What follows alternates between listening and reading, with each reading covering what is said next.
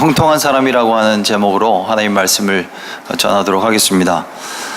요셉은 형통했습니다. 오늘 말씀에 우리가 읽은 본문 가운데 반복해서 말하고 있는 것처럼 요셉은 형통했다라고 하는 것을 우리는 알 수 있습니다. 애굽으로 팔려간 그 시간을 우리에게 보여주고 있거든요. 그런데 분명히 애굽으로 팔려가서 우리의 그 인간적인 관점에서 볼 때는 분명히 그의 인생의 내리막길의 그런 타이밍이었음에도 불구하고 성경은 그의 삶이 그 순간에도 형통했다라고 기록하고 있습니다. 그리고 성경뿐만 아니라 성경이 강조하기는 다른 사람들도 요셉을 형통했다라고 인정했다라고 하는 것을 우리에게 반복적으로 말해주고 있어요. 그 말은 정말 형통했다라고 하는 것을 우리에게 보여주고 있는 거거든요. 요셉이 팔려갔는데 종으로 팔려갔음에도 불구하고 종살이하는 가운데도 형통한 삶을 살았다라고 하는 것입니다. 종살이하는 가운데도 형통했다면 그의 삶은 완전한 형통 가운데 있었다라고 하는 것을 우리에게 알려주는 그런 본문이 되는 거죠.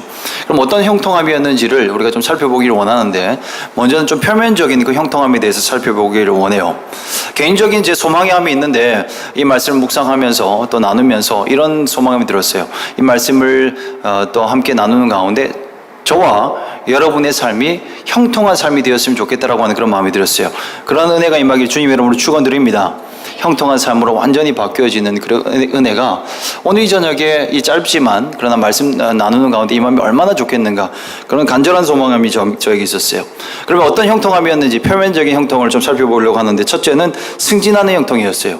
빨리 승진했죠. 이것만큼 참 큰 축복은 별로 없는 것 같아요. 우리가 직장 생활을 하면서 직장 생활을 할 때 초고속으로 누구보다 빨리 승진하면 모든 사람의 그런 부러움을 사는 일이 되어지죠.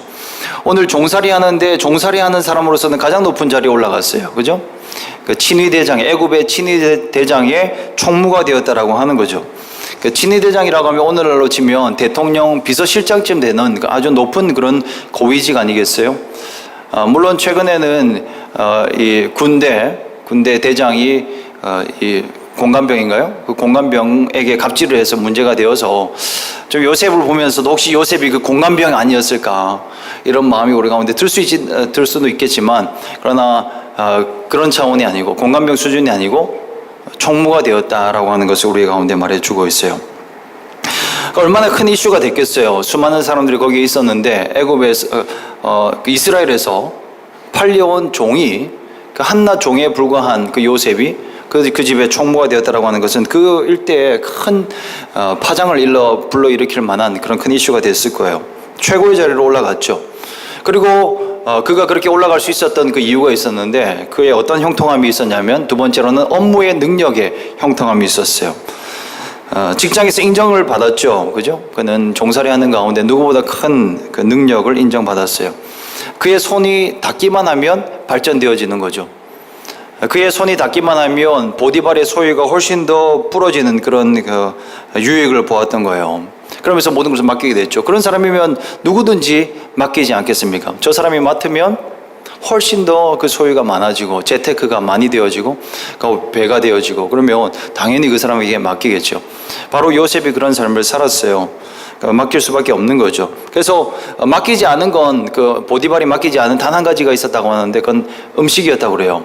그 음식을 맡기지 않았던 이유는 뭐냐면 바로 그 이스라엘의 그 음식 먹는 법과 애굽의 음식 먹는 법이 종교적으로 좀 달랐기 때문에 그랬던 거예요.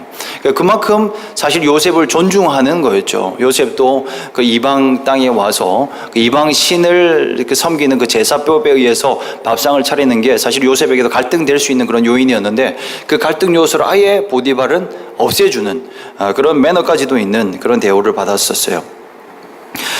그리고 그는 신뢰와 인정을 받았어요. 이것이야말로 가장 큰 형통함이죠. 보디발이 요셉을 보면서 하나님이 그와 함께함을 보았다라고 성경은 기록하고 있어요. 이것이야말로 가장 큰 형통함이죠.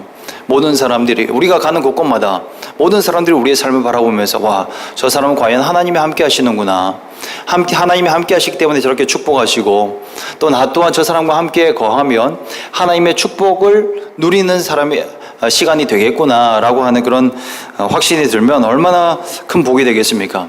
그것이야말로 우리의 삶에 있어서 가장 큰 영광이 될 거예요. 그래서 요셉은 이런 형통함을 살았다는 것을 알 수 있는데요. 저는 이 본문 보면서 참 요셉이 부러웠어요. 요셉처럼 됐으면 참 나도 좋겠다 그런 생각을 했죠. 제가 호주에서 동탄으로 왔지 않습니까? 동탄 동산교회에 왔는데 그래서 이런 막 일들이 일어났으면 좋겠어요.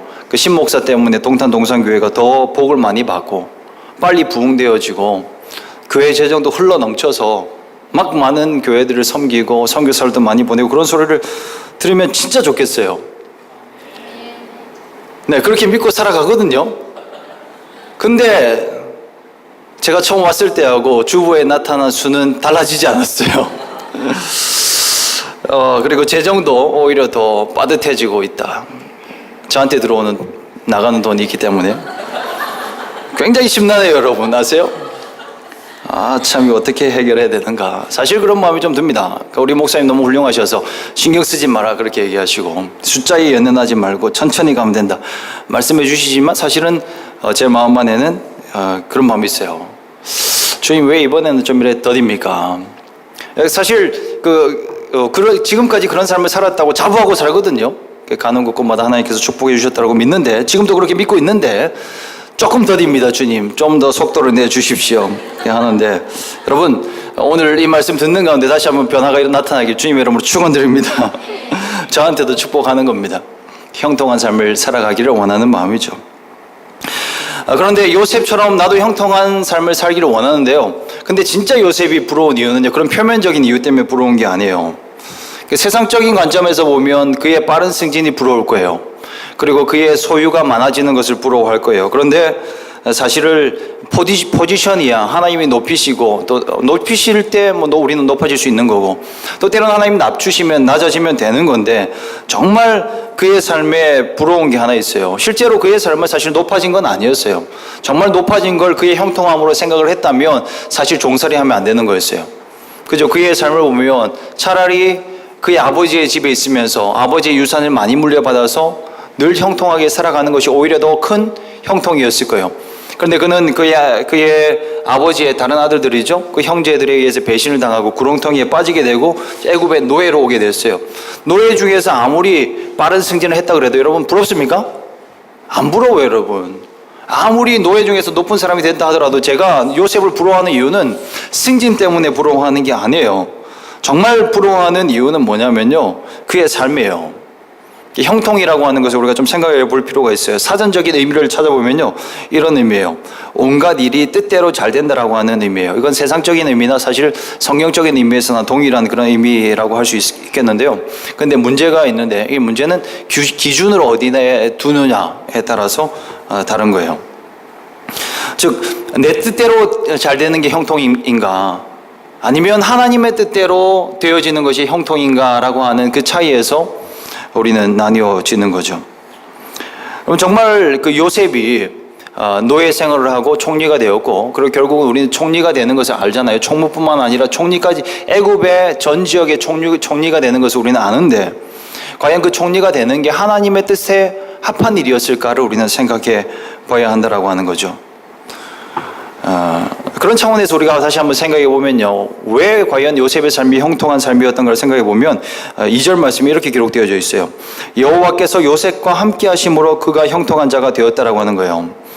여러분, 우리가 일반적으로 생각하는 형통의 개념으로 요셉이 만약에 형통한 삶을 살았다고 하면요, 그는 형들에 의해서 모함을 받아서는 안 돼요. 그렇죠? 모함 받아서는 안 되고, 그리고 애굽에 팔려와서도 안 되는 일이에요. 그래서 이런 관점에서 보면, 우리의 세상적인 관점에서 보는 우리의 기준에서 내 뜻대로 잘 되어지는 형통은 아니었다라고 하는 것을 알게 되어지는 거죠. 정말 하나님의 그 성경이 말하고 있는 형통이 뭐냐면요, 하나님의 뜻대로 바르게 쓰임받고 있는 상태를 형통으로 말해주고 있습니다. 왜냐하면 하나님의 뜻이 가장 선하기 때문입니다. 여러분, 우리의 뜻은요, 한치 앞날도 보지 못하기 때문에 무엇이 선한지 잘 알지 못해요.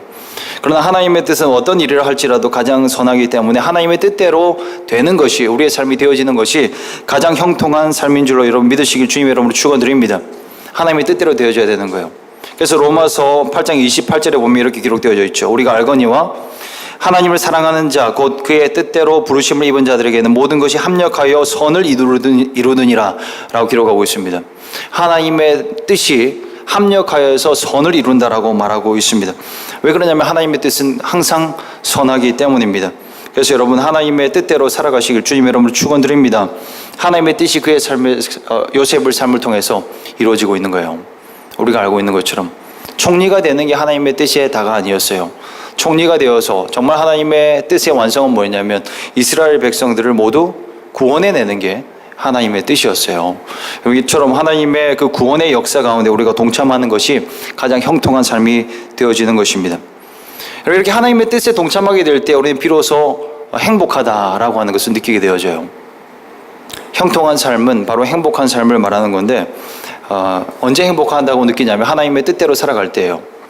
우리가 세상에서 성공하고 남들이 부러워할 만한 것들을 다 가지고 있어도 여러분, 하나님의 뜻과 다른 방향으로 가게 되면요, 결코 우리는 행복하다라고 느끼지 않아요. 뭔가 빠진 것 같고 뭔가 부족한 것 같고 잘못된 길로 가고 있는 것 같은 그런 마음을 느낄 때가 있어요. 형통하지 않다라고 하는 증거예요. 반대로 열악해도 하나님의 뜻대로 가고 있으면 행복하다는 느낌이 찾아옵니다. 우리가 이제 몽골 비전 트립, 가족 비전 트립을 갈 날이 얼마 남지 않았는데요. 한 두어 달 전쯤에 몽골 이충석 선교사님이 우리 교회를 방문했죠. 그때 잠깐 대화를 나누었던 그 대화가 잊혀지지 않는데요. 한번 물어보았어요. 선교사님, 어떻게 해서 그 몽골이라고 하는 땅에 가게 되셨어요? 라고 물어보았는데 그 선교사님이 뭐라고 대답하냐면 결정적인 요인은 행복해서요 라고 대답했어요. 몽골에 한번 비전 트립을 갔는데, 단기 선교 여행을 갔는데 그 몽골 땅을 밟고 또 그 땅에서 그 사람들을 위해서 기도하고 그 사람들을 섬기고 하는 가운데 행복이 찾아왔더라고 하는 거예요. 세상 어디에서도 맛볼 수 없었던 그 행복이 나에게 찾아와서 이 행복을 포기할 수 없어서 남게 되었다라고 하는 얘기를 들었어요. 그 이충석 선교사님의 집이 어딘지 아세요? 호주예요. 호주 시드니에 집이 있어요. 아직도 그 자녀들은 그 시드니에 살고 있는데 그 좋은 집에서 살았겠죠. 좋은 환경에서 살았겠죠. 그런데 몽골하고 시드니 비교할 수가 없어요. 그런데 몽골에서 행복감을 느끼는 이유가 무엇입니까?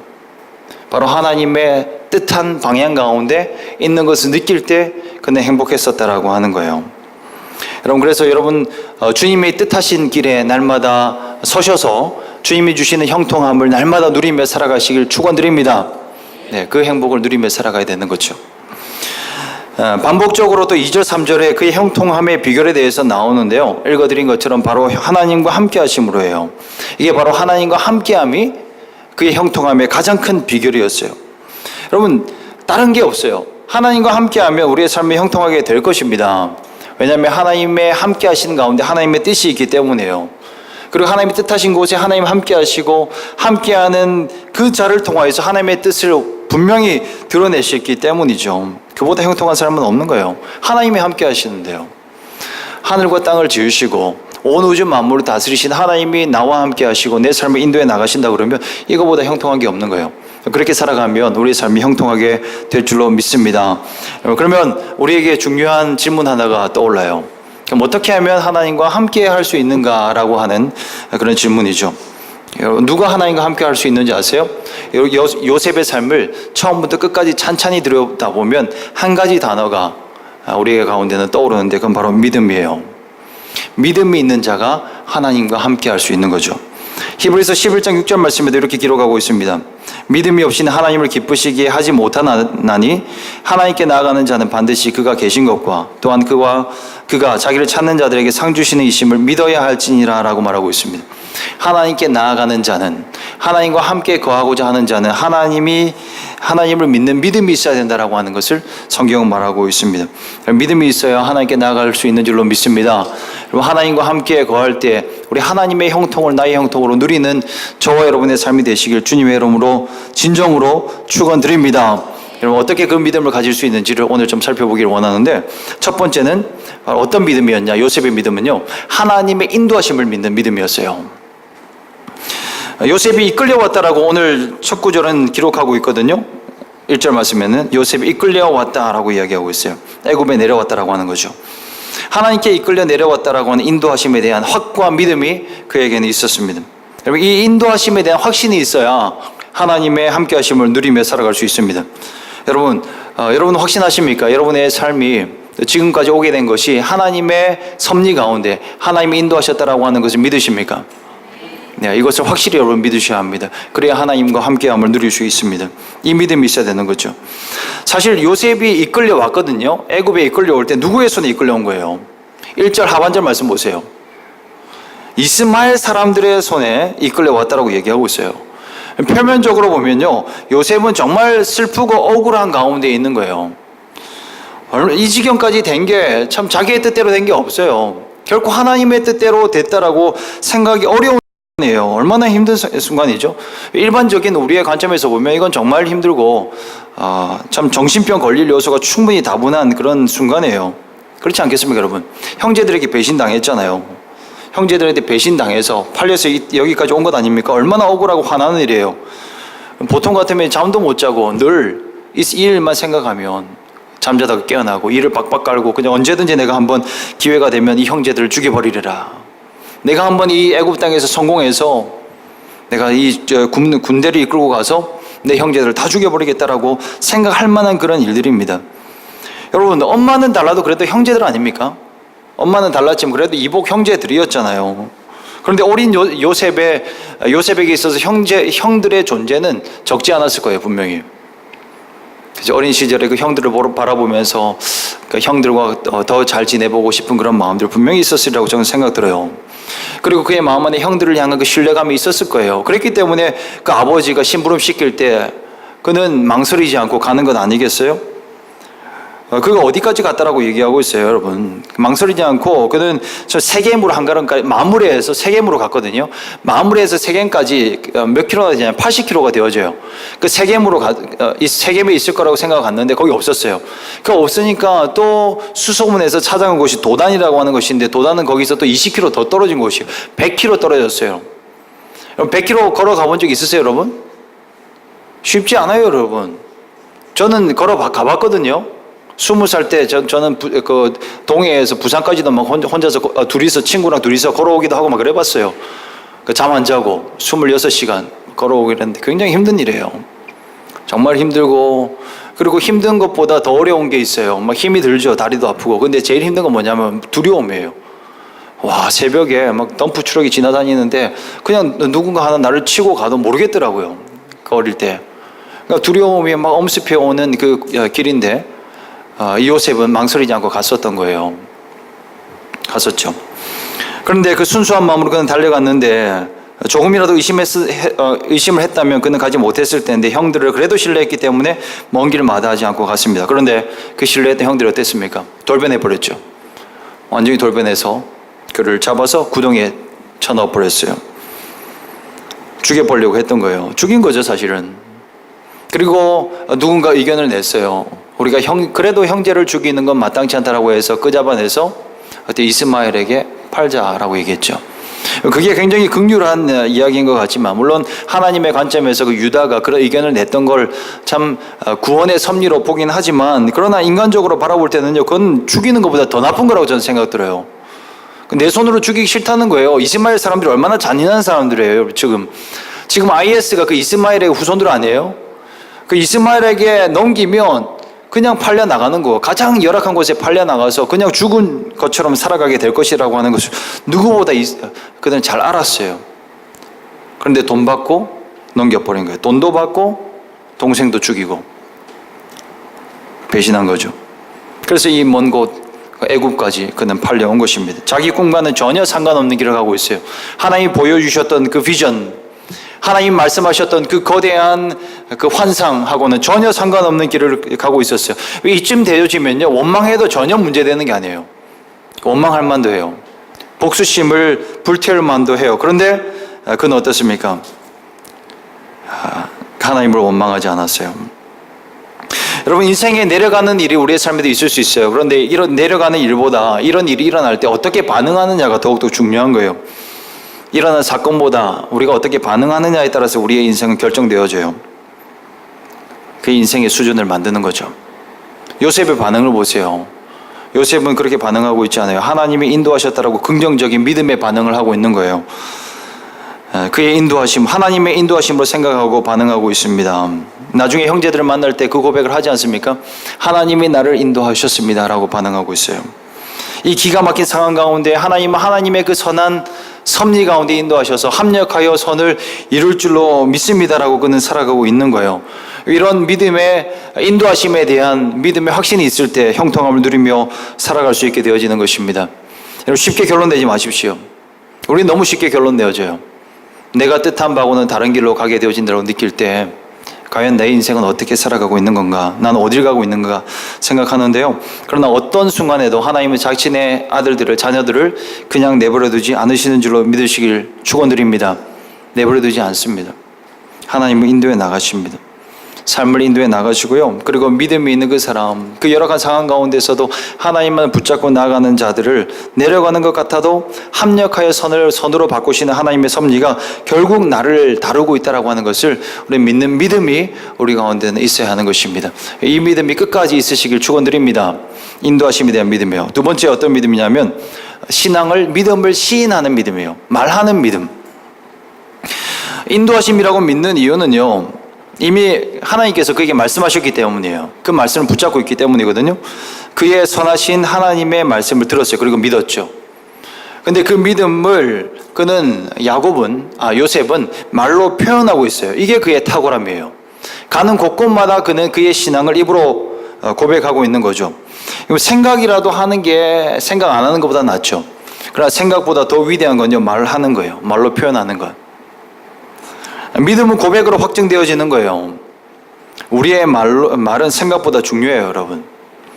하나님은 말씀으로 세상을 창조했거든요. 마찬가지로 믿음의 사람들도 이 믿음을 말로 고백함으로 인하여서 하나님의 구원에 이른다라고 하는 것을 좀 깨달으시길 바랍니다. 고백하는 게 정말 중요해요. 그래서 뭐라고 성경은 말하고 있습니까? 우리의 믿음도 마음으로 믿어서 의에 이르고 입으로 시인하여서 어디에 이른다고요? 구원에 이른다라고 얘기하고 있어요. 우리의 입으로 우리의 믿음을 시인해야 하나님의 구원에 이른다라고 얘기하고 있어요. 이 말은 뭐냐면 믿음이 우리의 마음에서 시작되어지지만 말로 고백하여서 완성되어진다라고 하는 것입니다. 이 말씀이 쓰여졌던 그 초대교회 1세기 때, 1세기 초대교회 때는요, 예수를 입으로 시인한다는 게 사실 죽음을 무릅쓰고 하는 그런 고백이었어요. 그렇죠? 믿음이 없이는, 그리스도에 대한 확실한 믿음이 없이는, 하나님에 대한 확실한 믿음이 없이는 결코 고백할 수 없는 그런 말이었어요. 내가 예수를 믿습니다 라고 하는 그런 고백이요. 그런데 요셉의 이 고백도 크게 다르지 않았어요. 여러분, 요셉은 먼저 형제들에게 말했거든요. 하나님이 나에게 이런 비전을 주셨습니다. 하나님이 나에게 이런 말씀하셨습니다. 나를 하나님께서 이렇게 세우실 것입니다 라고 그 꿈을 얘기했죠. 그리고 보디발의 집에 가서도 말을 했어요. 보디발이 무슨 여호와 신앙이 있었겠어요. 근데 그 여호와 신앙을 고백하고 있어요. 그 이유가 뭐겠습니까? 요셉의 시인을 통해서 그는 들었던 거예요. 그리고 요셉은 바로 앞에 섰을 때에도 그의 신앙 고백으로 그 바로의 꿈을 해석해주고 있어요. 어떤 사람들은 요셉이 이렇게 계속해서 말을 하는 것을 참 인간관계에 스킬이 없어서 말을 하는 것이다라고 해석하는 사람도 있어요. 철이 없어서, 어린 요셉이 철이 없어서 말하는 것이다. 왜냐하면 그렇게 말을 했기 때문에 형들의 미움을 받아서 지금 팔려온 거거든요. 결과적으로 그렇게 된 거잖아요. 그러나 저는 그렇게 생각하지 않습니다. 또 성경은 그렇게 말하고 있지 않습니다. 여러분, 일관되게 그는 달라지지 않고 하나님의 말씀을 이야기하고 있는 거예요. 처음부터 끝까지 형들에게 말했던 그 신앙의 고백, 또 보디발의 집에서 말했던 그 신앙의 고백은 바로 앞에 설 때까지 끊임없이 그의 삶에 이어지는 신앙의 일관된 스타일이었어요. 입으로 시인하는 그런 믿음의 삶이었죠. 말하는 거예요. 말했기 때문에 또다시 그의 믿음은 증명되어졌고, 그리고 그는 하나님 말씀하실 때 그는 세상을 주관하신 하나님이시기 때문에 예언을 말하고 계속 이어지고 있는 거죠. 왜 말하겠습니까, 여러분? 말할 수밖에 없는 이유가 있었어요. 천지의 주관자이신 하나님이 그에게 말씀하셨기 때문에 말하지 않을 수가 없는 거죠. 그가 아무리 눈치가 없어서도 이 말을 하면 이 사람들이 나를 싫어할 것이다라고 하는 눈치가 없었겠어요? 정말 요셉이 장애인이었다면 그렇게, 사회성 장애였다면 그렇겠죠. 저는 그렇게 생각하지 않아요. 요셉의 그 삶을 봤을 때, 그 수많은 사람들을 다스리고 통치하는 그 모습을 봤을 때 결코 요셉은 그만큼 눈치가 없는 사람이 아니었어요. 설사 제가 100번 양보해서 그만큼 어릴 때 요셉이 철이 없었던 요셉이어서 말을 하는 사람이었다 치자하자고요. 그런데 그가 그 큰 아픔을 경험했잖아요. 말 때문에 얼마나 큰 고난을 지금 당하고 있어요. 근데 말 때문에 고난을 당했다 그러면 얼마나 큰 다짐을 했겠어요. 내가 다시는 말하지 않겠다. 아무리 하나님 말씀하셔도 내가 다시는 입 밖으로 이 말을 하지 않겠다. 그냥 내가 생각만 하고 믿음으로 내 마음으로 믿어서 살아가지 이 말만큼은 내가 하지 않겠다 라고 분명히 몇 번을 다짐했을지도 모릅니다. 그것 때문에 망했으니까요. 말 때문에 망했으니까요. 그런데 그는 보디발의 집에서도 말을 하고 있어요. 두려워하지 않고 말하고 있어요. 여러분 왜 그런지 아세요? 가장 두려운 신앙의 대상이 바로 여호와 하나님이라고 하는 것을 그는 믿었기 때문입니다. 저와 여러분도 이렇게 고백하는 신앙생활 하시길 주님의 이름으로 축원드립니다. 고백해야 되는 거예요. 믿음을. 하나님 말씀하신 것 있으면 말하고, 하나님 내 삶을 구원하셨고 내 삶을 선하게 인도하신다라고 하는 사실을 우리가 만나는 사람들에게 말하고, 비록 말하는 게 쉽지 않죠 여러분. 어색하잖아요. 당연히 지금은 그 초대교회 같은 죽음의 공포는 우리에게 없고, 또 우리를 모함하여서 애굽에 팔아넘길 그런 형제들은 없지만, 그러나 말하는 게 여전히 부담스럽잖아요. 솔직히 직장에 가서 크리스찬이라고 말하는 것 얼마나 부담스러운 일이에요. 지금처럼 기독교가 참 이미지가 안 좋고 핍박을 많이 당하고 있는 상황에서 내가 기독교인이라고 고백을 하며 내 이미지가 안 좋아지진 않을까? 내 승진에 방해가 되지는 않을까? 그리고 친구들 사이에서도 어떻습니까? 내가 크리스천이라는 거 하는 것을 얘기하면 왕따 당하지는 않을까? 우리 아이들 기르면서도 그런 갈등 되지 않습니까? 아이들 학교 보내면서 이 아이들을 식사 기도를 하라고 얘기해야 될까 말아야 될까? 식사 기도 시켰다가 혹시 아이들이 놀림 당하지는 않을까 끊임없이 우리는 생각하는 건 아니겠어요? 세상뿐만 아니에요. 교회 안에서도 그래요. 교회 안에서도 이렇게 교제하다 보면요, 세상적인 이야기는 너무나 자연스러운데 신앙의 이야기는 이야기하기가 상당히 어려운 경우들이 있어요. 막 분위기가 세상살이 이야기를 막 많이 하는 분위기로 막 바뀌어지고 있으면요, 신앙에 대한 이야기, 하나님이 나에게 보여주셨던 비전에 대한 이야기, 또 영적인 세계에 대한 이야기를 하면 이 사람들이 나에게 어떻게 볼까? 분위기 깨는 사람으로 보진 않을까? 너무 영적인 사람으로 봐서 신앙생활을 제대로 못하는, 교회 적응을 제대로 못하는 그런 사람이 되진 않을까 우리는 생각하는 거예요. 여전히 우리에는 요셉의 꿈 후유증이 남아있는 거예요. 갈등하고 있는 거죠.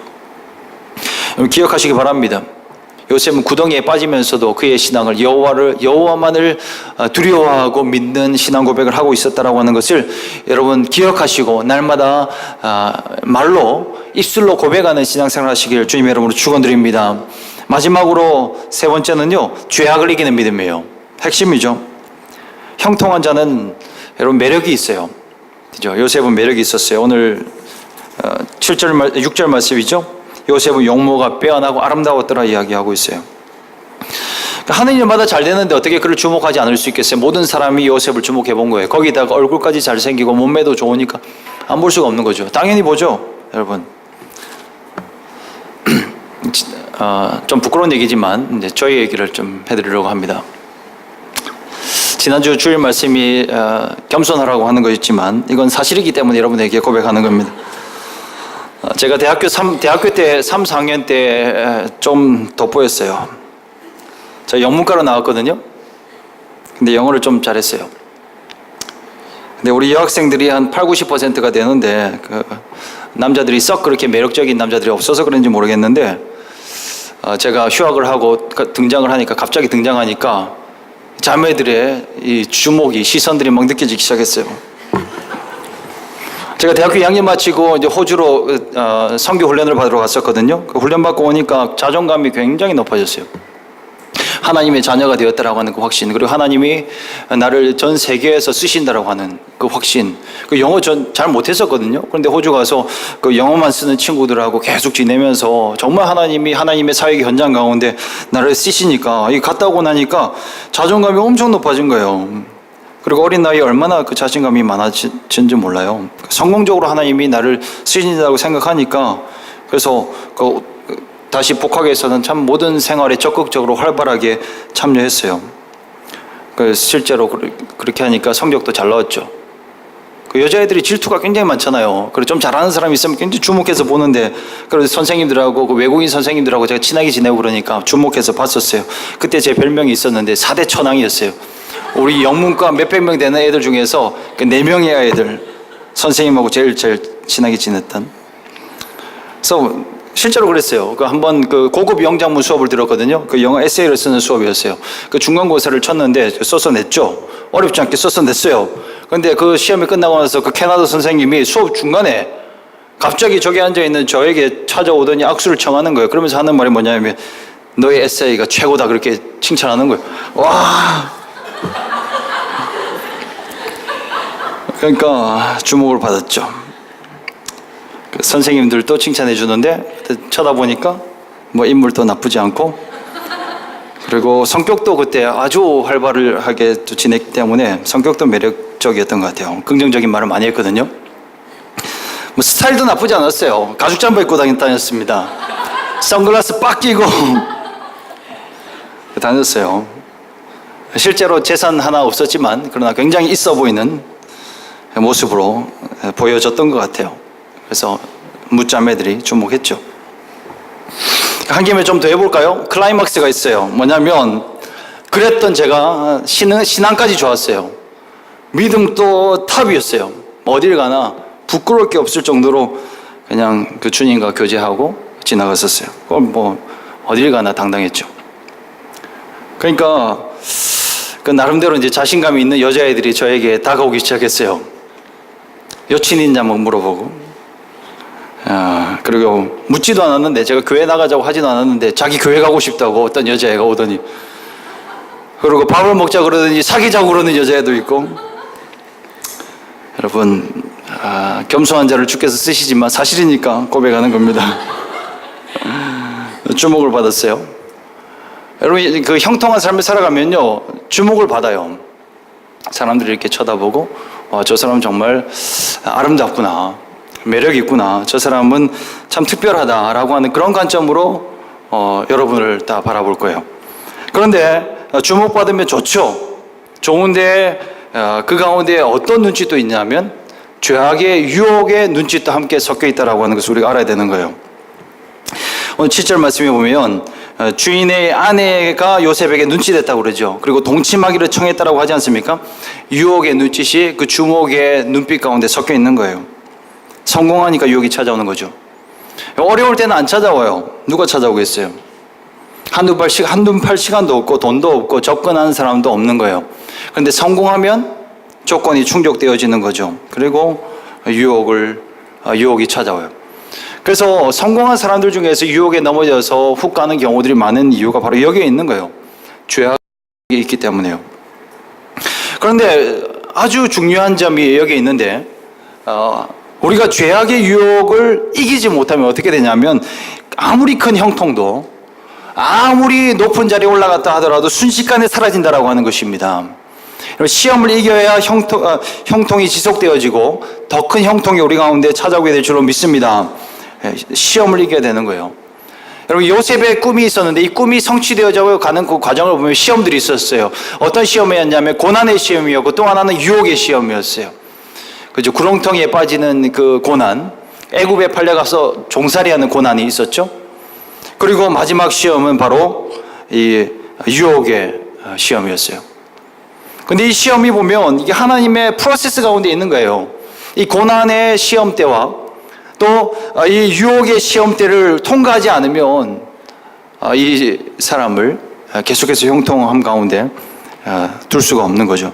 시험처럼 보이지만 사실은 하나님께서 요셉을 더 크게 쓰시기 위한, 하나님 나라의 구원의 통로로 쓰시기 위한 그런 등용문으로 이 시험들을 허락하신 거죠.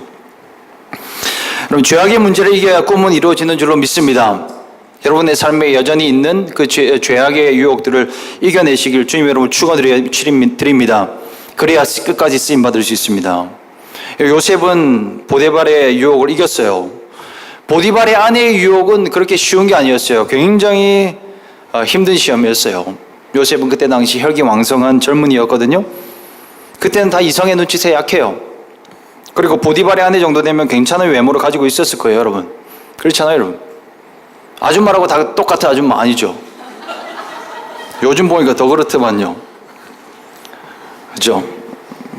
참 우리 교회는 대부분 불쌍합니다만은 TV에 나오는 아줌마들 보면 이게 몇 살인지 도대체 분간이 되지 않을 정도로 관리만 잘 받으면 이게 막 처녀처럼 보이는 그런 경우들도 있어요. 보디발의 아내가 뭐 그런 외모에 꽤 자신감이 있지 않았을까 그런 생각이 들어요. 눈짓을 보내고 요상한 눈짓을 보내면서 오죠. 힘든 거예요. 거기다가 요셉에게 있었던 그 마음의 공허함이 있었죠. 그 형들에게 따돌림을 당하고 그리고 버림받은 그 관계로부터 온 상처의 외로움이 있는 거예요. 그 외로운 마음이 누구보다 큰 거예요. 그런데 그런 요셉에게 호감을 보이면서 그 보디발의 아내가 왔을 때 충분히 흔들림 맞는 그런 상황이 되는 거예요. 시험은 생각보다 쉽지 않아요. 굉장히 어려워요. 그 유혹의 시험들은요. 우리의 약점을 마귀는 너무나 잘 알기 때문에요. 가장 약한 점을 알아요. 가장 외로운 순간에 유혹은 찾아오죠. 그것을 건드리죠. 그런데 거기다가 문화가요. 요즘 문화는 그게 당연한 문화가 되어져 버렸어요. 그죠? 당연한 그 죄악 가운데 있는 게 당연한 문화가 되어져 버렸죠. 한 두어 달 전쯤에 청년부 MT로 해서 골프장 근처에 갔던 적이 있었어요. 근데 골프장 근처에서 잠을 자고 그 다음날 아침에 국밥을 먹으러 갔는데 골프 치러 온 그 커플들이 나오는데 분위기가 요상한 거예요. 와, 도저히 저는 헷갈려가지고 저 사람들이 친구인가 코치와 제자의 관계인가 부부 관계는 분명히 아닌데 과연 이 사람들은 과연 어떤 분위기인가. 나중에 알고 보니까 이제 골프 치면서 애인들을 많이 사귄다라고 하는 얘기를 들었어요. 한국 사회가 엄청 타락한 거죠. 흔히들 믿지 않는 사람들에게 가면 결혼한 상태임에도 불구하고 배우자가 있음에도 불구하고 애인을 가지는 게 너무나 당연하다고 하는 얘기를 들었었어요. 이런 사회로 우리가 살아가고 있어요. 힘들죠. 그런데 여러분 그것이 그 행복을 그렇게 추구하려고 갔던 그 유혹에 넘어가며 그 끝은 가정의 깨어짐이고 아이들에게 씻을 수 없는 상처를 주는 거죠. 여러분 이 유혹이 우리 가운데 여전히 있다는 거예요. 그런데 요셉은 어떻겠습니까? 이 강렬한 유혹들을요 단호하게 거절했습니다. 저와 여러분도 이 죄악의 강한 유혹 어떤 강한 유혹일지라도 단호하게 뿌리치고 죄악 가운데 승리하시길 축원드립니다. 죄악에서 승리해야 돼요. 우리 믿음의 사람들은. 어떻게 죄악에서 승리할 수 있겠어요? 바로 은혜에 대한 감격이 죄를 이기게요. 은혜에 대한 감격이 있어야 돼요. 만약에 내 마음 가운데 은혜에 대한 감격은 사라지고요. 내가 종살이 하는데도 승진했다. 내 힘으로 승진했다라고 생각하면 그는 유혹에 넘어갔을 거예요. 근데 요셉은 오늘 고백하고 있어요. 하나님이 나에게 이 모든 것을 허락하셨다라고 고백하고 있어요. 하나님이 보디발을 통해서 보디발의 집에 있는 모든 것을 나에게 허락하셨는데 내가 어떻게 하나님께 득죄하리요? 라고 이야기를 하고 있는 거예요. 자신의 성공을 하나님의 은혜로만 보고 있는 거죠. 청지기적인 자세로 살아가야 되는 거예요. 우리에게 주어진 물질과 우리에게 주어진 이 지위와 우리의 이 형통한 삶이 바로 하나님으로부터 왔다라고 하는 이 청지기적 의식, 하나님에 대한 은혜에 대한 이 감격이 날마다 있을 때 우리 이 모든 주어진 형통함을 하나님께 다시 한번 드리고 또 드릴 때 하나님께서 이것을 사용하셔서 하나님의 구원의 수단으로 우리를 사용하실 줄로 믿습니다. 은혜로 봐야 되는 거예요. 은혜로 하나님이 나를 구원해 주셨다. 하나님이 지금 나를 인도해 나가신다. 바로 코람데오의 신앙을 말하는 거죠. 하나님 안에서 있는, 하나님 앞에서 있는 그 신앙이에요. 여러분 하나님 보고 계신다라고 생각하면 어떻게 죄를 지어요? 근데 사람들은 핑계대요. 내가 어쩔 수 없이 죄를 지었다라고 얘기를 해요. 근데 죄를 지은 이유가 뭔지 아세요? 바로 은혜가 식어버렸기 때문이에요. 하나님의 은혜가 식으면요 하나님이 지금 바라보신다라고 하는 믿음이 사라지고 없어요. 그 죄를 짓는 이유는 믿음이 사라진 거예요. 감격이 사라진 거고요. 그래서 오늘 우리는 이 시간 기도해야 되는데요. 어떤 기도냐면 하나님의 은혜를 나에게 충만히 부어주시옵소서. 은혜가 있어야 이기게 되어집니다. 은혜로 이기면 어떻습니까? 당장에는 불이익을 당할 수 있어요. 세상 재미를 다 잃는 것 같은 그 공포심을 느낄 수가 있어요. 그리고 사람들에게는 모함을 당해서 이제는 내가 당장에 좌천을 당하고 요셉처럼 더 깊은 나락으로 떨어질 것 같은 그런 느낌을 받을 때가 있어요. 그러나 여러분 은혜가 임하면 이것이 아무것도 아니다라고 하는 생각이 우리 가운데 임하게 되어져요. 사람들이 다 나를 무시하고 사람들이 나를 내팽개치고 나는 더 낮은 곳으로 나락으로 떨어진다 하더라도 하나님이 나를 들어올리시면 나는 올려진다라고 하는 그 믿음이 우리 가운데 생겨지는 것입니다. 여러분 말씀을 정리해 드립니다. 여러분 형통한 삶을 살아가시길 주님의 이름으로 축원드립니다. 어떠한 사람이 살아간다고요? 하나님과 동행해야 돼요. 하나님과 함께 해야 돼요.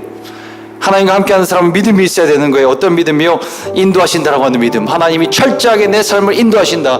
구렁텅이에 빠져도 그 구렁텅이까지도 하나님이 인도하신다 라고 하는 그 사실. 그리고 또 하나는 고백해야 돼요. 하나님이 얼마나 큰 은혜를 베푸시는지 또 고백하시고요.